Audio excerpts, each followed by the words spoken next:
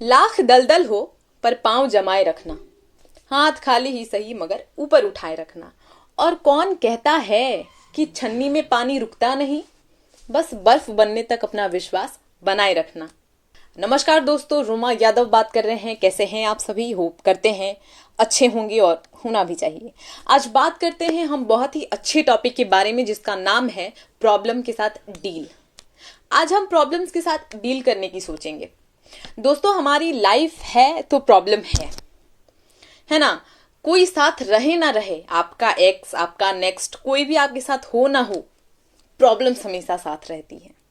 और पता नहीं क्यों इंसान का और प्रॉब्लम्स का ऐसा बहुत ही गहरा संबंध है जो कि जल्दी से छूटने का नाम लेता ही नहीं है।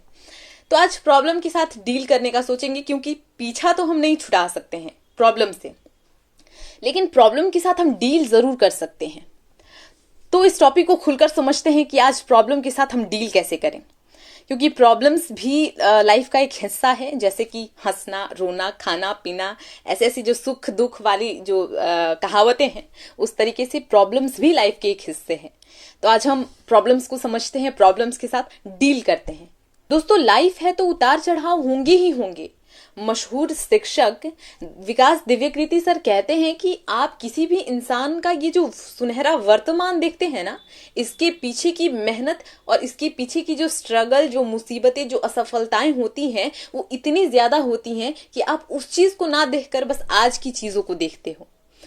तो लाइफ में हर मुश्किल का समाधान है, बस खुद पर यकीन होना चाहिए और तन मन धन से बस प्रयास बेहतरीन होना चाहिए। जब एक बच्चा 6 महीने 7 महीने जो भी अपना टाइम वो बेड वाला स्पेंड कर ले, उसके बाद जैसे ही वो चलना स्टार्ट करता है, प्रॉब्लम शुरू। प्रॉब्लम्स उसको गिरा देंगी, ऐसे चोट वोट लगा देंगी। तो प्रॉब्लम्स जो है वो स्टार्टिंग से ही इंसान की लाइफ का एक हिस्सा बनना स्टार्ट हो जाती है।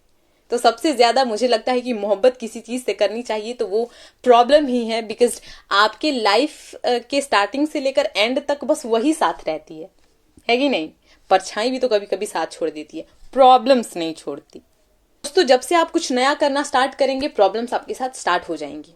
हमेशा ये याद रखिएगा, जैसे जैसे आप कुछ नया करते हैं, क्योंकि मेरा मानना है कि इंसान अपनी लाइफ में कुछ नया करना स्टार्ट करेगा, तभी उसकी लाइफ में कुछ प्रॉब्लम्स ऐसी आएंगी जो उसे सच में लगेंगी ये प्रॉब्लम्स हैं।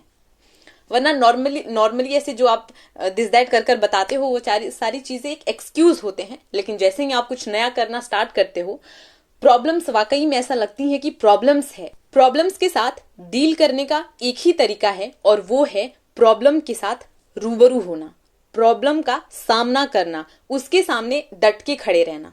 कहने का क्या मतलब? कहने का मतलब कि हमेशा अपने माइंड में प्रॉब्लम्स को पॉजिटिव तरीके से लेकर चलिएगा। सोचिएगा कि अगर मेरी लाइफ में प्रॉब्लम्स इतनी बड़ी है का मतलब मैं दाव उससे 100 गुना बड़ा खेल रहा हूं। तो हमेशा अपने उस एक पॉइंट को हमेशा याद करके चलिएगा कि ये सारी चीजें बीत जाएंगी तो ये अचीव हो जाएगा, और अगर ये अचीव है तो इन सभी का कोई मान्य नहीं है ना।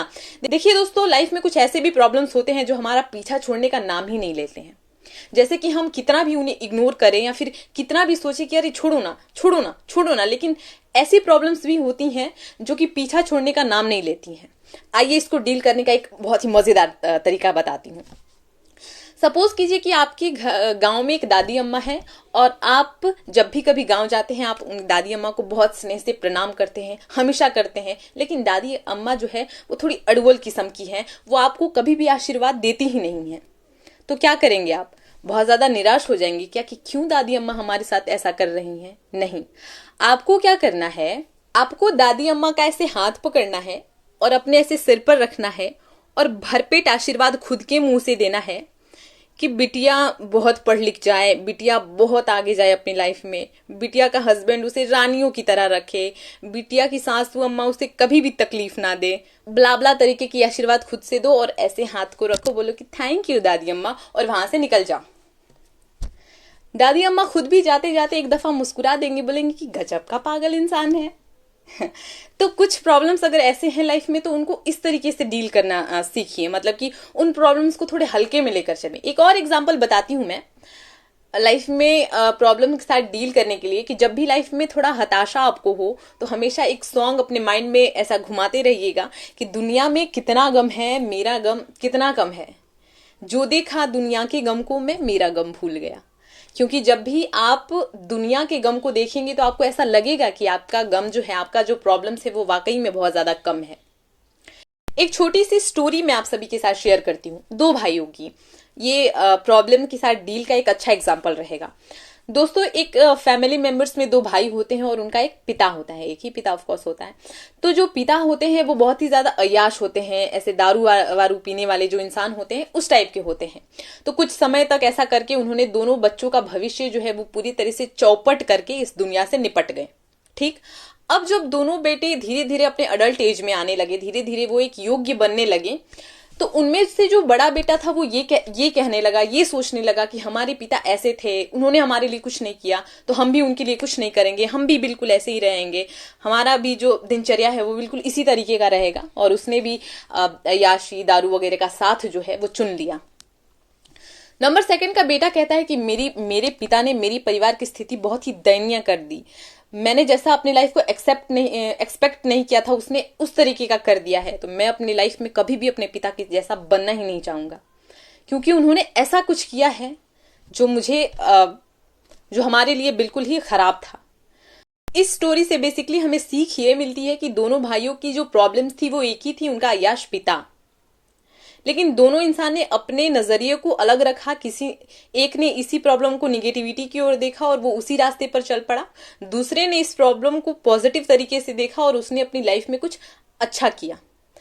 तो इंसान को ये भी एक करना चाहिए कि अगर आप सोचते हैं प्रॉब्लम को पॉजिटिव तरीके से तो आपकी लाइफ में बहुत सारी चीजें थोड़ा यूनिक तरीके से होने लगेगी। एक और चीज बताते हैं कि लाइफ में अगर आपको प्रॉब्लम्स जो है वो थोड़ा डीमोटिवेट कर रही है, अच्छा नहीं लग रहा है लाइफ में, तो उस चीज को एक्साइटेड बनाना सीखिए।